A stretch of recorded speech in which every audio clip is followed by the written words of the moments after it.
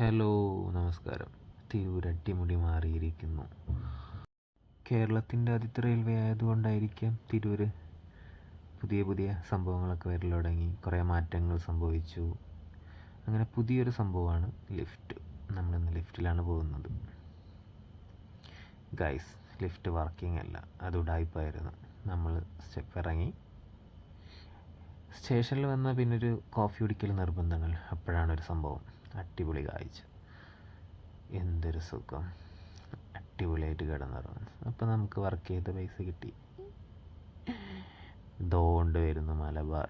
നമ്മളിന്ന് മലബാറിൽ നിന്ന് ആലുവയിലേക്കാട്ടോ. ആലുവയിലെത്തി. അപ്പം നോമ്പായതുകൊണ്ട് നമ്മൾ നോമ്പ് നോക്കാനുള്ള സാധനങ്ങളൊക്കെ വാങ്ങിച്ച് റൂമിലിരുന്ന് ഫുഡ് കഴിക്കുകയായിരുന്നു.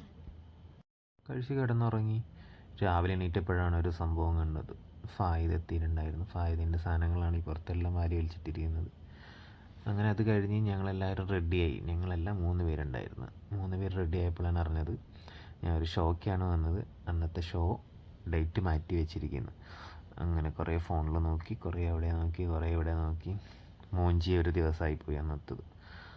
അങ്ങനെ പിന്നെ എന്ത് പറയാൻ, ഒന്നും പറയാനില്ല. അന്നത്തെ ദിവസം ഫുൾ പോക്ക്. അങ്ങനെ കോളേജിൽ പിള്ളേരെ കാണാൻ വേണ്ടിയിട്ട് പോകട്ട സാധനം കേട്ടോ, അത് വെറുതായി. ഫായിദിനെ പിന്നെ പാക്കാക്കി അയക്കേണ്ട ഒരു സിറ്റുവേഷൻ വന്നു. ഫായിദിൻ്റെ പണി എപ്പോഴും തീർന്നിട്ടില്ല ഗായ്സ്. അങ്ങനെ ലാസ്റ്റ് ഫായിദിനെ അവിടെ നിന്ന് പറഞ്ഞാൽ നമ്മൾ അവിടെ കിടന്നുറങ്ങി.